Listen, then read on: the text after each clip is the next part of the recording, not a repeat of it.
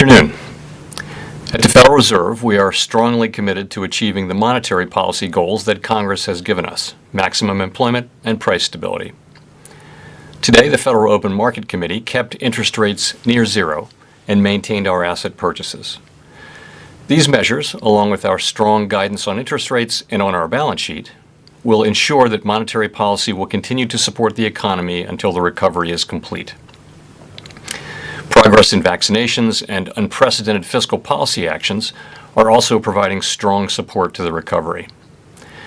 Indicators of economic activity and employment have continued to strengthen, and real GDP this year appears to be on track to post its fastest rate of increase in decades. Much of this rapid growth reflects the continued bounce back in activity from depressed levels. The sectors most adversely affected by the pandemic have shown improvement, but have not fully recovered. Household spending is rising at an especially rapid pace, boosted by the ongoing reopening of the economy and ongoing policy support. The housing sector remains very strong, and business investment is increasing at a solid pace. In some industries, near-term supply constraints are restraining activity. These constraints are particularly acute in the motor vehicle industry, where worldwide shortages of semiconductors have sharply curtailed production so far this year.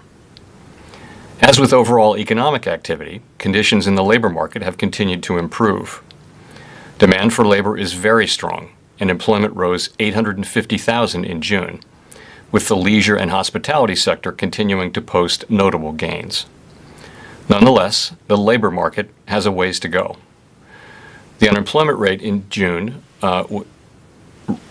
was 5.9%, and this figure understates the shortfall in employment, particularly as participation in the labor market has not moved up from the low rates that have prevailed for most of the past year. Factors related to the pandemic, such as caregiving needs, ongoing fears of the virus, and unemployment insurance payments, appear to be weighing on employment growth. These factors should wane in coming months, leading to strong gains in employment. The economic downturn has not fallen equally on all Americans, and those least able to shoulder the burden have been hardest hit. In particular, despite progress, joblessness continues to fall disproportionately on lower-wage workers in the service sector and on African Americans and Hispanics. Inflation has increased notably and will likely remain elevated in coming months before moderating. As the economy continues to reopen and spending rebounds, we are seeing upward pressure on prices, particularly because supply bottlenecks in some sectors have limited how quickly production can respond in the near term. These bottleneck effects have been larger than anticipated, but as these transitory supply effects abate, inflation is expected to drop back toward our longer-run goal. Very low readings from early in the pandemic, as well as the pass-through of past increases in oil prices to consumer energy prices, also contribute to the increase, although these base effects and energy effects are receding. The process of reopening the economy is unprecedented, as was the shutdown at the onset of the pandemic. As the reopening continues, bottlenecks, hiring difficulties, and other constraints could continue to limit how quickly supply can adjust, raising the possibility that inflation could turn out to be higher and more persistent than we expect. Our new framework for monetary policy emphasizes the importance of having well-anchored inflation expectations, both to foster price stability and to enhance our ability to promote our broad-based and inclusive maximum employment goal. Indicators of long-term inflation expectations appear broadly consistent with our longer-run inflation goal of 2%. If we saw signs that the path of inflation or longer-term inflation expectations were moving materially and persistently beyond levels consistent with our goal, we'd be prepared to adjust the stance of policy. The effects of the pandemic on the economy have continued to diminish, but risks to the economic outlook remain. Progress on vaccinations has limited the spread of COVID-19. However, the pace of vaccinations has slowed, and the Delta strain of the virus is spreading quickly in some areas. Continued progress on vaccinations would support a return to more normal economic conditions. The Fed's policy actions have been guided by our mandate to promote maximum employment and stable prices for the American people, along with our responsibilities to promote the stability of the financial system. As the committee reiterated in today's policy statement, With inflation having run persistently below 2%, we will aim to achieve inflation moderately above 2% for some time so that inflation averages 2% over time and longer-term inflation expectations remain well anchored at 2%. We expect to maintain an accommodative stance of monetary policy until these employment and inflation outcomes are achieved. With regard to interest rates, we continue to expect that it will be appropriate to maintain the current 0 to 1/4% target range for the federal funds rate until labor market conditions have reached levels consistent with the committee's assessment of maximum employment, and inflation has risen to 2% and is on track to moderately exceed 2% for some time. In addition, we are continuing to increase our holdings of Treasury securities by at least $80 billion per month and of agency MBS by at least $40 billion per month until substantial further progress has been made toward our maximum employment and price stability goals. Our asset purchases have been a critical tool. They helped preserve financial stability and market functioning early in the pandemic, and since then have helped foster accommodative financial conditions to support the economy. At our meeting that concluded earlier today, the committee continued to discuss the progress made toward our goals since the committee adopted its asset purchase guidance last December. We also reviewed some considerations around how our asset purchases might be adjusted, including their pace and composition once economic conditions warrant a change. Participants expect that the economy will continue to move toward our standard of substantial further progress. In coming meetings, the committee will again assess the economy's progress toward our goals, and the timing of any change in the pace of our asset purchases will depend on the incoming data. As we've said, we will provide advance notice before making any changes to our purchases. On a final note, we announced the establishment of 2 standing repo facilities, a domestic one for primary dealers and additional banks, and another for foreign and international monetary authorities. These facilities will serve as backstops in money markets to support the effective implementation of monetary policy and smooth market functioning. To conclude, we understand that our actions affect communities, families, and businesses across the country. Everything we do is in service to our public mission. We at the Fed will do everything we can to support the economy for as long as it takes to complete the recovery. Thank you. I look forward to your questions.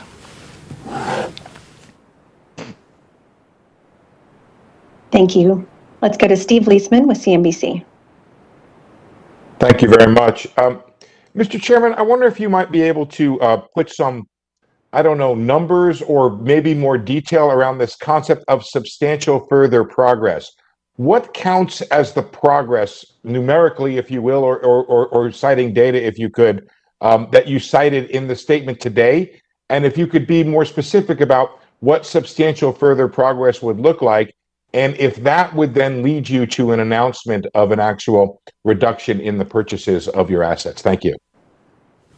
Great, thank you. So, more detail on substantial further progress. So, let's talk about the maximum employment part of that. As you know, with maximum employment, unlike with price stability, where we can target a number 2% on average, with maximum employment, there isn't a single number that we can target. We monitor a broad range of data about different aspects of the labor market. There's unemployment among different age groups and such. There's participation, there's wages, there's all kinds of flow data, and we look at all of it to try to arrive at a picture of what is maximum employment. So there isn't. I can't give you a set of numbers. For example, a numerical threshold like we used for a time back in 2012, I guess it was. We didn't do that here. What we said was substantial further progress toward our goals, and what we said was we would keep effectively we would give advance warning as we and more and more clarity as we move forward. And that's what we're going to try to do. So what would substantial further progress be? I'd say we have some ground to cover on the labor market side. I think we're some way away from having had substantial further progress with toward the maximum employment goal. I would want to see some strong job numbers, and that's kind of the idea. If I could follow up, you talked about one side of the equation. You didn't. Does it mean you feel like you've reached your goal when it comes to the inflation side? Thank you. So inflation is running well above our 2% objective and has been for a few months and is expected to run up certainly above our objective for a few months before we believe it'll move back down toward our objective. The question whether we've met that objective formally is really one for the committee to make. I can't do that by myself. But it's clear that at this time, inflation is actually running above 2%, and again, has been and will be, at least we expect it will, in coming months before returning down toward our target. Thank you. And Saphir with Reuters.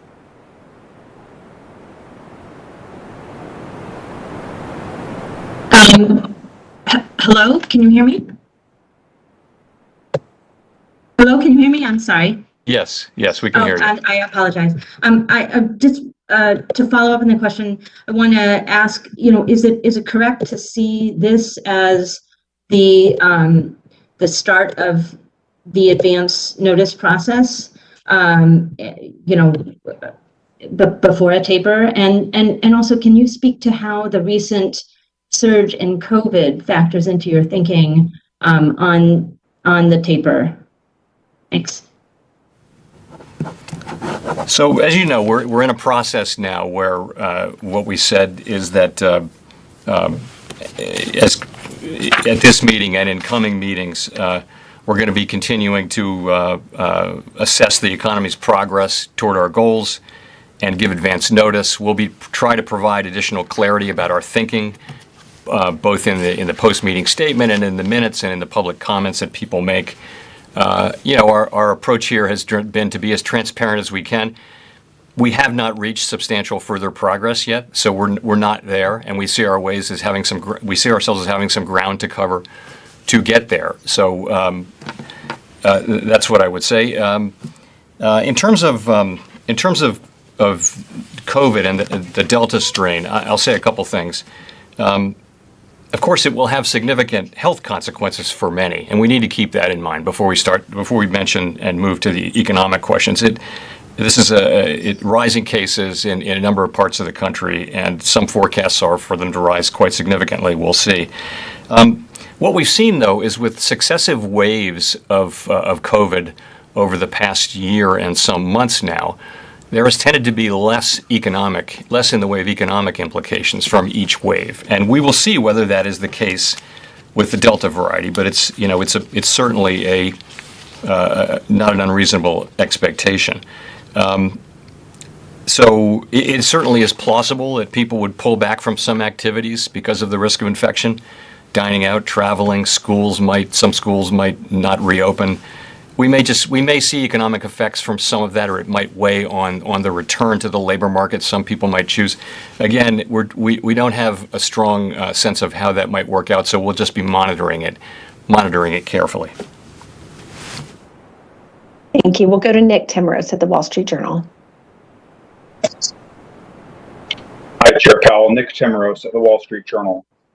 In your opening statements in March and April, you noted that a transitory rise in inflation above 2% this year would not meet the threshold of moderately exceeding 2% for some time. And I noticed you didn't repeat that qualification last month or today. And so in your view, has the rise in inflation this year met the threshold of moderately exceeding 2% for some time?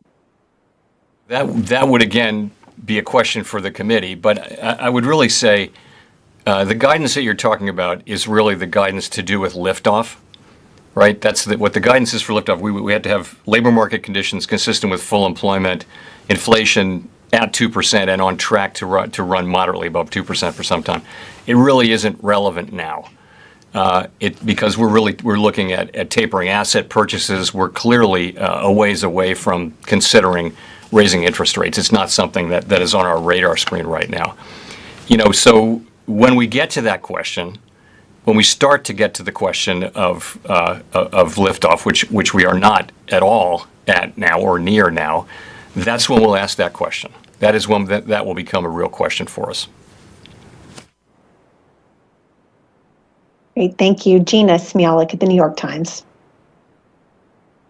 Hi, Chair Powell. Thank you for taking our questions. I wonder if you could talk a little bit about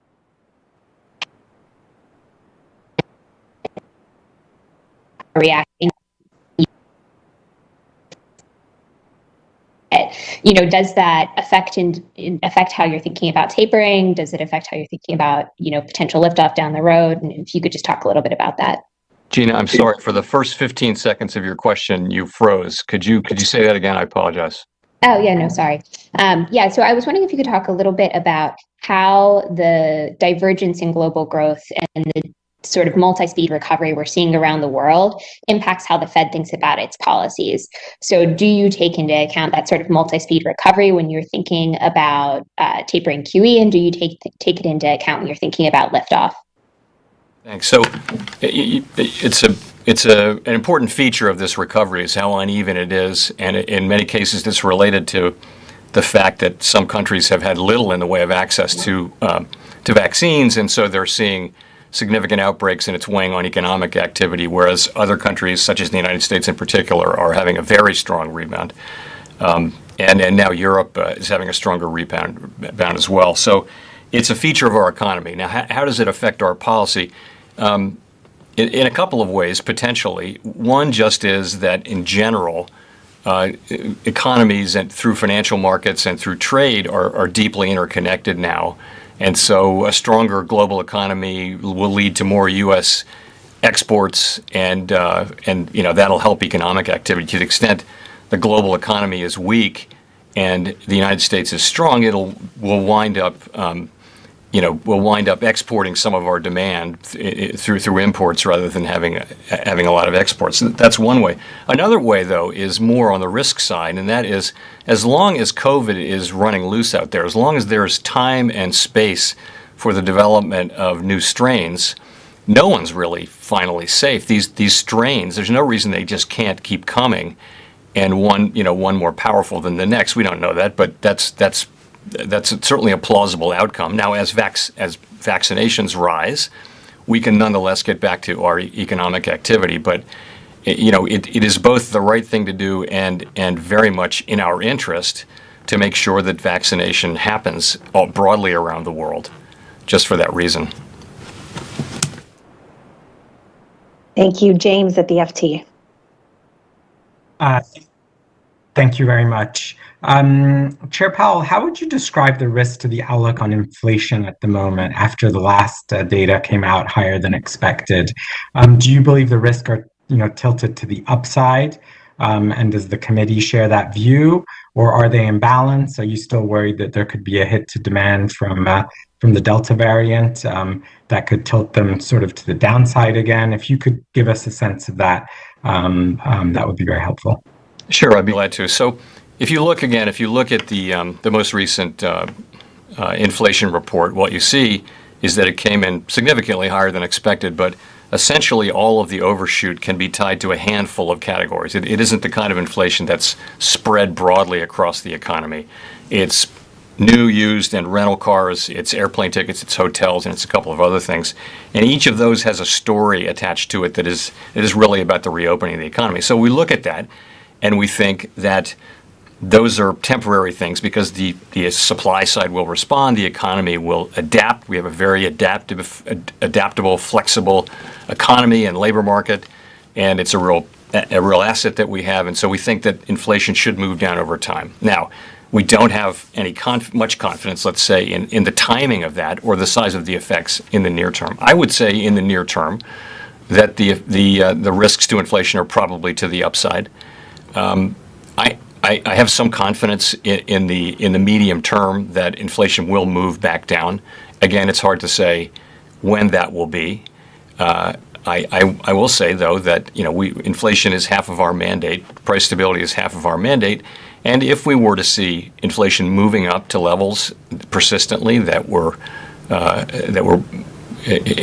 above, significantly, materially above our goal, and particularly if inflation expectations were to move up, we would use our tools to guide inflation back down to 2%. So we won't have an extended period of high inflation. We think that some of it will fall away naturally as the process of reopening the economy moves through, and it could take some time. In any case, we will use our tools over time as appropriate to make sure that we do have inflation that averages 2% over time. Thank you. Victoria at Political. Hi, Mr. Chairman.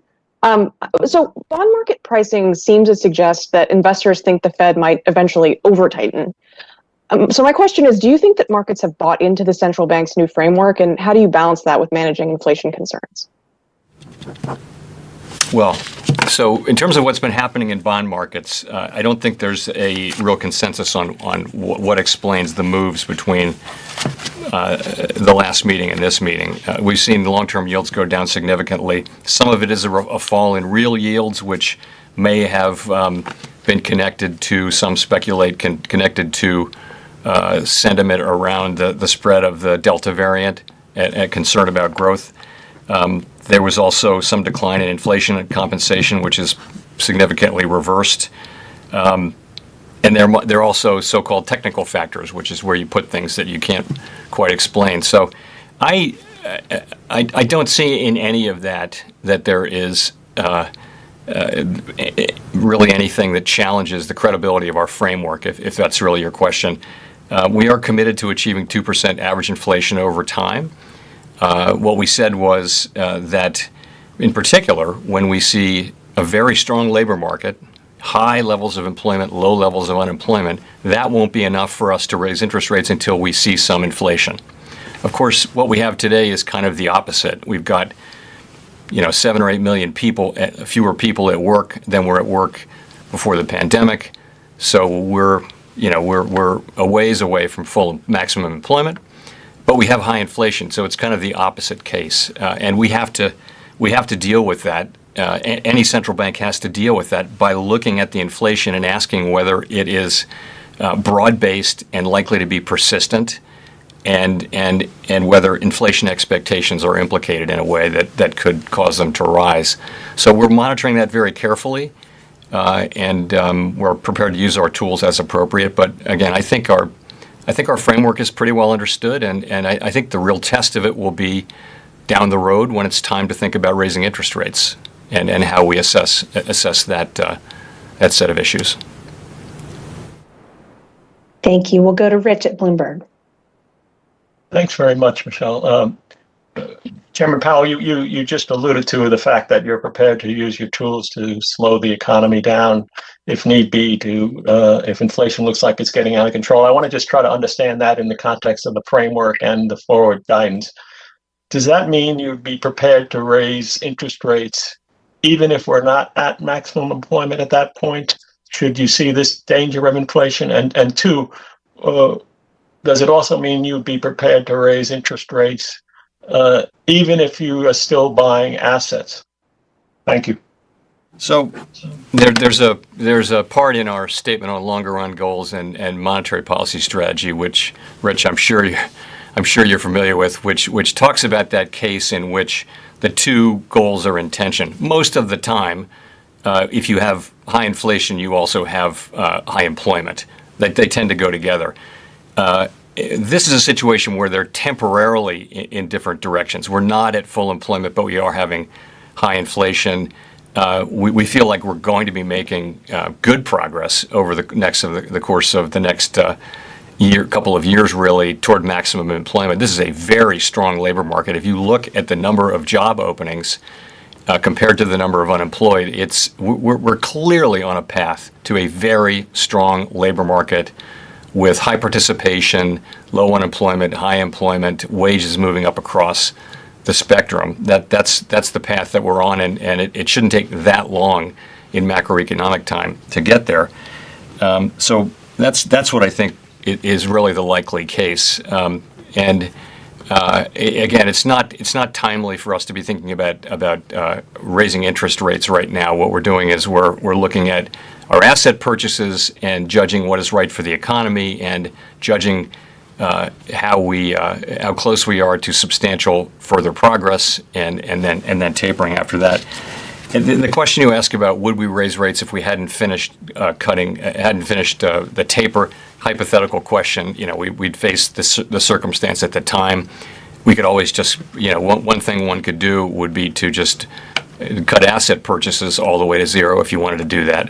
But it's just hard. It's hard to answer what you would do without knowing a lot more about the situation. Ideally, you wouldn't be still buying assets and raising rates because, of course, you're adding accommodation by buying and removing accommodation by raising rates. So that wouldn't be ideal. I'll say that. Thank you. We'll go to Edward Lawrence at Fox Business. Thank you, Mr. Chairman. Thank you, Mr. Chairman, for taking the question. So you talk about jobs. You just said that we're on a path to a very strong job market. We have 9.5 million people unemployed as of the last labor market survey and 9.2 million job openings. So what's the disconnect? Is it a skills gap? Is it the extended unemployment benefits? Is it the fact that people just aren't willing to relocate? What is the disconnect there? It's a really unusual situation to have the ratio of vacancies to unemployed be this high, and we think there are a number of things at work there. Maybe the place to start is just to say that this is now not so much about people going back to their old jobs; it's about finding a new job. So that's a time-intensive, labor-intensive process. And there may be a bit of a speed limit on that. There's research that suggests that there is a speed limit on that. So it's not like you can have millions of people at the beginning of the recovery going back in a single month because they're just going back to their old job. This is about job selection, things like that. There may also be some factors that are holding people back, and this is what surveys say. There are people who are reluctant to go back to work because they still feel exposed to COVID. These could be jobs where there was a lot of interaction with the public and where perhaps there's a family member who's vulnerable but for whatever reason. There's also caretakers where schools are not fully open and parents are at home or taking care of older people. And there's also been very generous unemployment benefits, which are now rolling off. They'll be fully rolled off in a couple of months, and all of those factors should wane. And we think we should see, because of that, we should see strong job creation moving forward. I mean, ultimately, it's unusual to see aspects like the job openings number in a context where there are that many unemployed people. That many job openings would typically suggest a tight labor market. And of course, we hear from businesses all over the country that it's very hard to hire people. And that may be because people are shopping carefully for their next job. I mean, I think the bottom line on this is people want to work. If you look at where labor force participation can get, people will go back to work unless they retire. Some people will retire, but generally speaking, Americans want to work and they'll find their way into the jobs that they want. It may take some time, though. Thank you. Rachel Siegel at the Washington Post. Thank you, Michelle, and thank you, Chair Powell, for taking our questions. I wanted to follow up on what you said about there tending to be less in the way of economic implications from each wave of COVID cases. Could you elaborate on what you've seen to that end during previous waves? And then looking forward, how vulnerable is the labor market to the Delta variant? I'm thinking or wondering if you have concerns that jobs that may have come back in travel or tourism could be susceptible if people started reconsidering their travel plans, or if caretakers were suddenly faced with the prospect of schools not reopening. How do you see some of those risks going forward? Thank you so much. Sure. So if you remember the summer wave last year of COVID, which was largely southern and western states, the economy just performed much better than anyone expected. We were coming off the spring wave where there were a lot of shutdowns, and then this big second wave hit.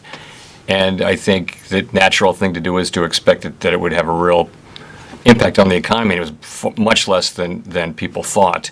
People learned, what's happened is, first of all, many people are vaccinated. They're going on with their lives. Secondly, we've kind of learned to live with it. A lot of industries have kind of improvised their way around it. Particularly, for example, buying a new home. That process of buying a new home very quickly moved to much more of a virtual process.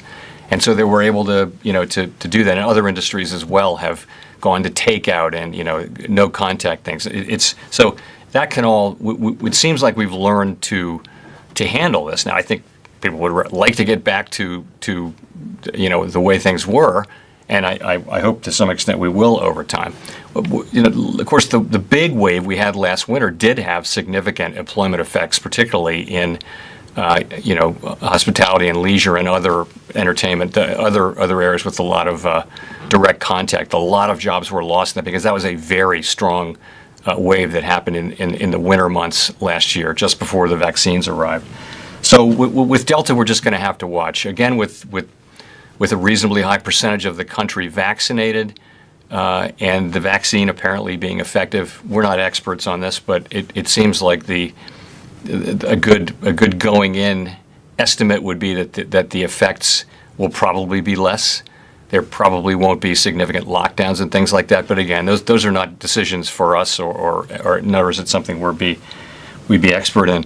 In terms of the channels, this is kind of speculation, but it just is that people, you could imagine school districts deciding to wait a month or two for the Delta wave to quiet. I'm not saying this will happen, but that it's easy to imagine that. It's also easy to imagine that some people might say, you know what, I'm just gonna wait a couple of months before going back to work. Wouldn't be hard to imagine that happening. If schools don't open, then caretakers have to stay home, and if people don't go back into the labor force, then the job growth won't be as strong. Those kind of things. So it doesn't.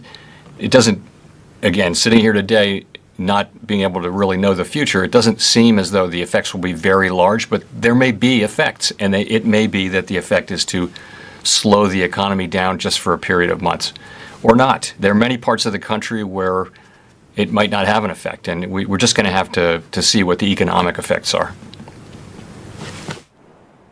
Thank you. Now we'll go to David Gura at NPR. Thank you, Mr. Chairman. I was going to ask if you've started drafting your Jackson Hole speech, but I'm going to go in a different direction here. Steve Leisman asked you about semantics, and I'm going to take a cue from him and ask you about the term transitory, because I think of you as somebody who so lucidly explained policies and programs in recent months and made a real concerted effort to explain them to the American public as a whole. I wonder about this term and what you would say to people who don't know it definitionally, don't know what it means, and see prices going up and wonder how long they're going to have to wait. So just some broader definition from you, I'd like to hear just about what it means or how you understand it. And quickly as well, you've talked about vaccines a bit, and your colleague in Minneapolis has placed a mandate on vaccinating employees coming back to that Federal Reserve Bank. And I wonder if that's something that you would like to see or expect to see system-wide going forward. The concept of transitory is really this. It is that the increases will happen. We're not saying they will reverse. That's not what transitory means. It means that the increases in prices will happen, so there will be inflation, but that the process of inflation will stop, so that there won't be further. When we think of inflation, we really think of inflation going up year upon year upon year upon year. That's inflation. When you have inflation for 12 months or whatever it may be, I'm just taking an example and not making an estimate, then you have a price increase, but you don't have an inflation process. And so part of that just is that if it doesn't affect longer term inflation expectations, then it's very likely not to affect the process of inflation going forward. So what I mean by transitory is just something that doesn't leave a permanent mark on the inflation process. Again, I don't mean that producers are going to take those price increases back. That's not the idea. It's just that they won't go on indefinitely.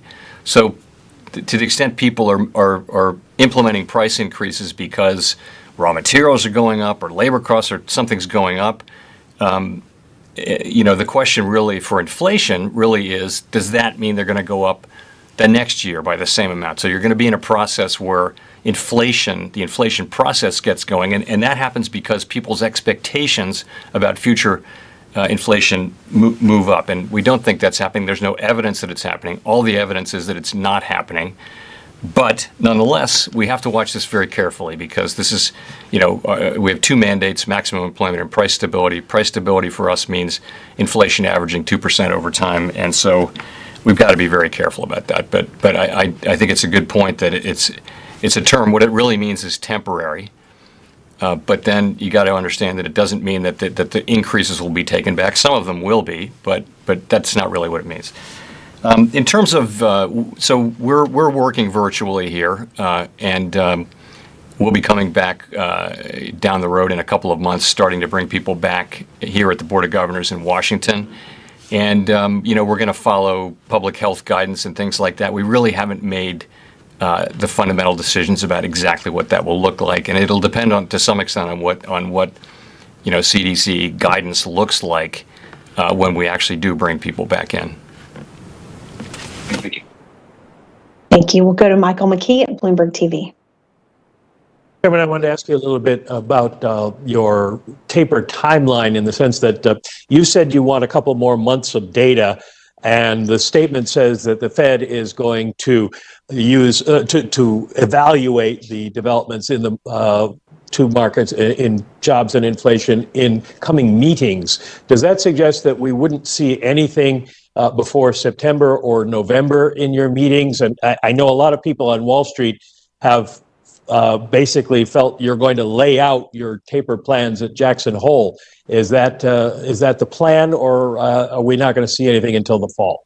So we made any decisions about the timing, and I did not. If I said we're looking at a couple more months of data, I'm not meaning to suggest anything about a particular time at which we might taper, because we really have not made that decision. All I'm saying is that we're not at substantial further progress. There's a range of views on what timing will be appropriate, and those views ultimately track back to people's views about the economy and what will happen as we make progress towards our goal. So that's really what it is. And we will, of course, as we're going to continue to try to provide clarity as appropriate on timing, pace, and composition. But today I've given you what I can give you, because again, this was the first really, I would say, deep dive on the issues of timing, pace, and composition. And it was a good meeting, but no decisions are made, and I'm just not in a position to give you much guidance, really any guidance, on the actual timing. But I will say we're making progress. We expect further progress, and we expect that if things go well, then we will reach that goal. And when we reach it, and the committee is comfortable that we have reached it, then we'll taper at that point. I really, there's nothing I can say about Jackson Hole. We're in the process of writing that speech, and I am going to give a speech, but I wouldn't want to say what'll be in there at this point. Well, if I could follow up, several people have recently noted that the Fed has got the markets working well, and you've got bank loans up. In other words, you've stimulated demand. But savers and companies like insurance companies and pension funds are getting hammered by the low rates, and they're wondering if the balance hasn't started to shift away from benefiting the economy to doing more harm than good. Asset purchases were just a key part of our response to the critical phase of the crisis. They really helped us restore market function to these key markets, really, which are very, very important to our economy and the global economy. And then they were a big part of creating accommodative financial conditions to support demand. They were strongly needed. It was that commitment to continue asset purchases that provided strong support for the economy and has been a part of the story for why the economy is so strong right now. So we said we would taper when we achieve substantial further progress, and we're going to honor that commitment. I mean, it's and again, we're talking about it right now, and meeting by meeting, and moving in that direction. We will taper when we reach that goal, and we'll provide more clarity on that as we go, as is appropriate. Thank you. We'll go to Hannah Lang at the American Banker. Hi, you've been asked a lot previously if the Fed's monetary policy at all contributes to inequality, but I was really curious to know where you think the Fed's regulatory policy lands, particularly if you think that the Fed's bank capital requirements have had the effect of penalizing lower income households seeking loans. Basically, is it possible to achieve the balance of a safe banking system with one that also provides equitable loan access? Thanks. Well, I think strong capital requirements are essential for banks, particularly for the largest banks. And I think that an undercapitalized banking system, as we've seen, can be a real threat to the economy and mostly, or to the greatest extent, to people at the lower end of the income spectrum. So if you look back at not this crisis, but the previous one, the banking system was undercapitalized. So higher capital requirements are really a good thing because they allow banks to weather downturns and continue to perform the functions that they perform. I think it's other tools that we have to, and the Fed has some of these tools, Congress has some of these tools, other agencies have some of these tools to assure or support the wide availability of credit, particularly to low and moderate income communities. So that's CRA. We enforce CRA. We're working on a new CRA proposal right now with the other banking agencies, and we think it's going to be good, and will support the flow of credit to low and moderate income households. It's also the anti-lending discrimination statutes that we enforce. And it's some of the programs that Congress has in place to support the flow of credit to low and moderate income communities. I don't think it's capital standards at all. I think capital standards work the other way. Strong capital is what enables banks to continue to serve their communities, including low and moderate income communities. Thank you. We'll go to Chris Rugaber at the AP. Hi. Thank you for taking my question. Chair Powell, I guess I wanted to ask about the last when you were before Congress earlier this month, you mentioned, I think, something along the lines of, it won't take too long before we see if you're right about inflation and its temporary aspect. You also mentioned learning a lot more in the next 6 months about the economy. Can you tell us a little more what you mean by that? When do you think you'll get a clean reading on inflation that is free of most of the distortions that we're seeing now? Right. So with inflation, as I mentioned, we look not just at the headline number, but we look at all the components that go into the calculation of inflation. And if you do that, if you look under the hood, what you see is not that widely across the whole range of goods and services that are in the economy, we're seeing upward pressure on prices. That's not really what we're seeing. What we're seeing is a handful of things that really account for the overshoot of inflation. And as I mentioned, it's things like cars, new, used, and rental cars have moved up in price because of the car shortage, because of the semiconductor shortage.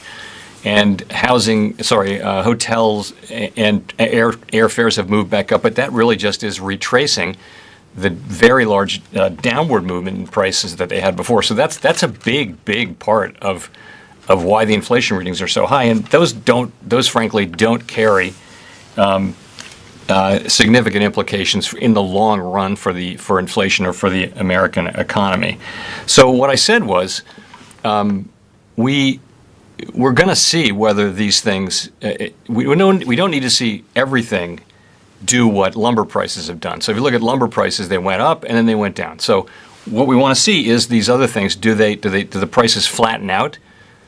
Do they actually move down? If they flatten out, then their contribution to inflation becomes zero over time. So they're not contributing to inflation. And so if we start to see those things happen fairly widely among the things that have really moved up quickly, then they won't all happen at once or happen quickly, but we'll know that our basic understanding of the situation is broadly correct. And I don't think it will take, what I said was, I don't think it'll take a very long time to see whether that's the case. It is probably the case that, frankly, the overall reopening of the economy is going to play out over a period of time. This is a world historical event that the global economy is now reopening. It's not going to happen quickly. It's going to take some time, and it's going to be very uneven, as we discussed before. But I think we will know, when we know. But I don't think it will take that long. I don't want to put a number on it. But I do think that if we see those things happening, we'll know that we have the story basically right. Thank you. We'll go to Brian Chung at Yahoo Finance. Sure. Hi, Chairman Powell. Brian Chung, Yahoo Finance. Just wondering if you could provide a little bit more color in terms of how you're thinking about mortgage-backed securities purchases as you inch towards taper. Within the context of home prices continuing to rise, we've heard a lot of people talk about the idea that maybe they'd like to cool off on specifically the MBS purchases. Is that more because of the optics, or is it because there's an observed relationship from the committee's view between MBS purchases under QE and a hot housing market? Thanks. So a number of participants raised the questions around MBS and tapering at today's meeting, as a matter of fact, and yesterday's meeting. And I'll just say that, generally speaking, I don't think that I think the Treasury and MBS purchases affect financial conditions in very similar ways. There may be modest differences in terms of contribution to housing prices, but it's not something that's big. So where I think we are is there really is little support for the idea of tapering MBS earlier than Treasuries. I think we will taper them at the same time. It seems likely based on where people are now. The idea of reducing MBS purchases at a somewhat faster pace than Treasuries does have some attraction for some people, others not so much, and I think it's something that we'll be continuing to discuss. Thank you. Let's go to Michael Derby. Thank you very much. Yeah, so I wanted to ask you about the standing repo facility and get your sense of what you think it will do for market trading conditions, and also kind of in a semi-related point, the reverse repo numbers have just gotten even bigger since you raised the reverse repo rate at the last Fed meeting. And are you concerned to see nearly $1 trillion a day pouring in through that facility? So, on the standing repo facility, what is it going to do? So, it really is a backstop. So it's set at 25 basis points, so out of the money, and it's there to help address pressures in money markets that could impede the effective implementation of monetary policy. So really, it's to support the functioning of monetary policy and its effectiveness. That's the purpose of it, and it's set up with that purpose in mind. Your question on the RRP. So we think it's doing what it's supposed to do, what we expect of it to do, which is to help provide a floor for money market rates and help ensure that the federal funds rate stays within the target range. It's essentially what's happening is that it just results in a lower aggregate amount of Federal Reserve liabilities that are in banks in the form of reserves and a higher amount of Federal Reserve liabilities in money market funds in the form of overnight RRP balances. So that's all that's really happening there. And we expect it to be high for some time. It's being driven, of course, by the relatively lower quantity of Treasury bills and also the onset of the debt ceiling and the decline in the TGA, things like that. So we don't have a problem with what it's doing. It's kind of doing the job we expected. And you don't see any issues with disaggregating, markets from, investing in private money market securities, like the idea that the Fed's footprint in money markets is getting too big. You don't see any issues there? Not really, not at this point. Private money market funds are choosing to invest because the rates are attractive. At some point, the rates will not be so attractive as the whole rate cluster normalizes, and you'll see it shrink back down. Okay, thank you. Thanks. Let's go to Greg Robb at MarketWatch. Hi, thanks for taking my question. Chair Powell, I was going to go back to inflation a little bit. I'm kind of surprised by your tone. It seems like you're just sort of warning that if inflation gets too high, the Fed will act. Isn't it true that, I mean, a little inflation is good for the economy, and that it's somehow maybe we can get the economy out of this sort of place where we're always going to be close to the zero lower bound? Isn't there a good story to tell, and you're sort of panicking people? I certainly don't have that in mind. No, look, we, as you know, we're targeting a moderate overshoot of 2% inflation for some time. We want inflation expectations to be centered on 2%. We feel like they may be a little bit below that. So the bigger picture is that that would be a healthy thing. This is a different thing. This is not that. That was the kind of inflation we were thinking about that comes from from a very, very strong labor market and a booming economy. Maybe that was the kind of inflation. This is something different. This is really driven by the supply side, which is not able to handle this big spike in demand that we're seeing as the economy reopens with vaccination and fiscal support and monetary policy support. The supply side, just all over the world, you're seeing the same thing, which is it just can't keep up. And there are labor shortages in a lot of places, the same sort of thing. So, there's absolutely no sense of panic. I've explained, I think, several times here today that my best estimate is that this is something that will pass. It's really a shock to the economy that will pass through. If you look at where forecasters are, people who actually write down a forecast for a living, very, very strongly, they see it that way. Now, we're actually responsible for this, though, so we have to take seriously the risk case, which is that inflation will be more persistent, that it might actually move inflation expectations up, and that we might that the kind of things that might require a response. We don't see that now, but we have to be on the alert for it, and people have to understand and believe that we will react if we need to, and we will.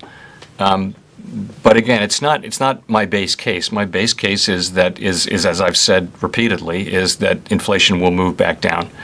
And no, we're not. We have not at all changed our view, and I haven't changed my view that inflation running above 2%, moderately above 2%, is a desirable thing. This is not moderately above 2%. This is well above 2%, but it's also not the kind of inflation we were looking for. This is really driven by a supply side shock. Thank you. Thank you. We'll go to Don Lee at the Los Angeles Times for the last question. Hi, Chair Powell. I wonder if you could talk about wages. Many workers seem to have gotten some good wage gains in recent months. What can workers generally expect going forward? And it doesn't sound like you're concerned about rising wages feeding into broader inflation. Is that right? So wages have moved up. A lot of that is driven by new hires, and a lot of it is driven at relatively low-paid jobs in the service industries as people come back. So that's not troubling. And we don't see, there is a form of wage inflation that can lead to price inflation, and we're not seeing that right now. And that really is if what we call unit labor costs move up, and which really puts it move up in a way that is hard for companies to manage and puts them in a situation where they have to accept substantially lower margins or raise prices. Now, when it happens gradually, we've seen in a long expansion, sometimes unit labor costs do move up and put some pressure on margins. In a long expansion, that's been happening late in the expansion. That's not a problem either. The problem is if it happens in a way that pushes firms broadly into raising prices. It was called the wage price spiral. We don't see that now. This is something that was a feature of the high inflationary era of the Great Inflation, but it's not a feature now, and we don't see that now. Of course, we'll be watching it. And this is one of the reasons why we're watching so carefully to see whether labor force, whether people do come back in and accept jobs, given the very large number of job openings and a very large number of unemployed people, we'd like to see, some matching going on there so people get back to work. We think labor supply would be a healthy thing. But wages moving up across the spectrum, consistent with inflation and productivity, is a good thing. Thank you, Chair Powell, and thank you all for coming. Thanks very much.